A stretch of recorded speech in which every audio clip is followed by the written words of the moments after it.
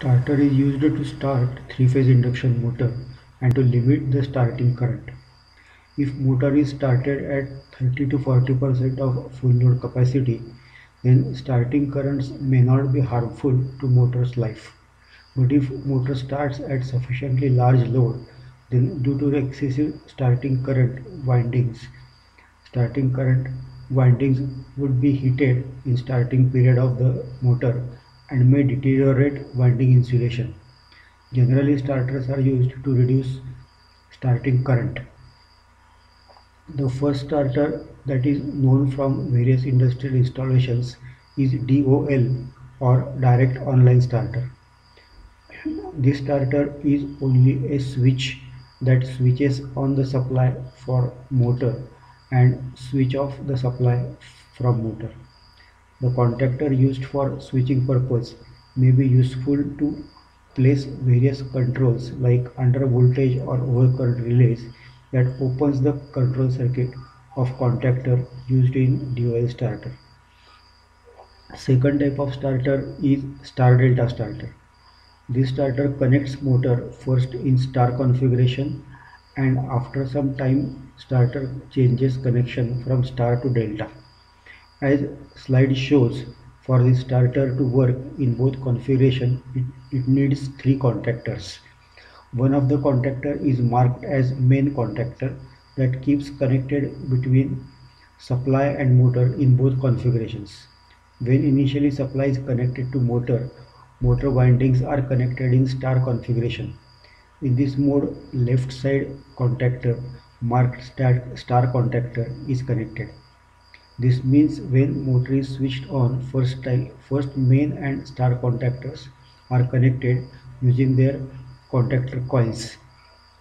In this state of starter, that is known as a star configuration, motor receives 1 by root 3 times line voltage, that is 57.74% of line voltage. If we observe the torque equation, then we see that it has E1 square as a parameter in constant part of expression.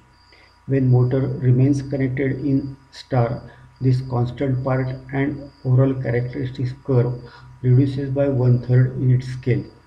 This shows that motor has a limited starting torque using this type of starter. This starter also needs to have a timer that switches off the star contactor and switches on delta contactor simultaneously. Time may be set manually so that after set time elapses, changeover occurs automatically. Timer and control circuit is shown on slide. The contacts that are shown NO represents normally open contact and those shown NC represents normally closed contact. When coil of contactor is not energized by control supply, this normal state of contacts exists.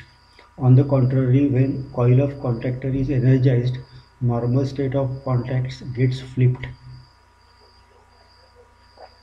Control circuit displayed on slide shows the operation of starter. If, for example, time is set at 2.25 or 2.5 seconds period, then according to setting of a timer, motor remains connected to supply in star mode for that much period of time. After this time elapses, connection of motor changes from star to delta and remains in delta mode till motor is not switched off.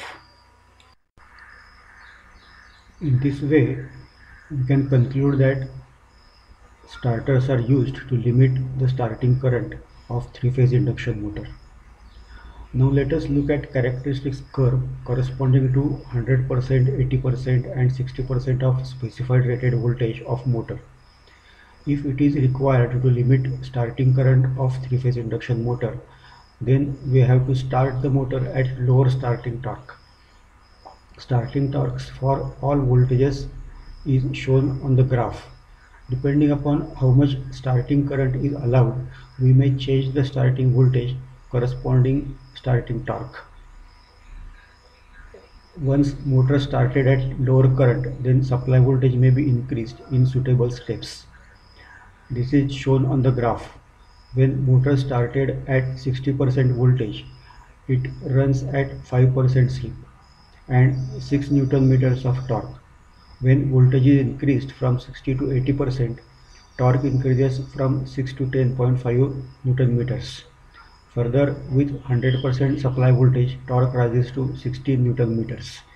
In this way, we can limit the starting current and could achieve full load torque under running condition.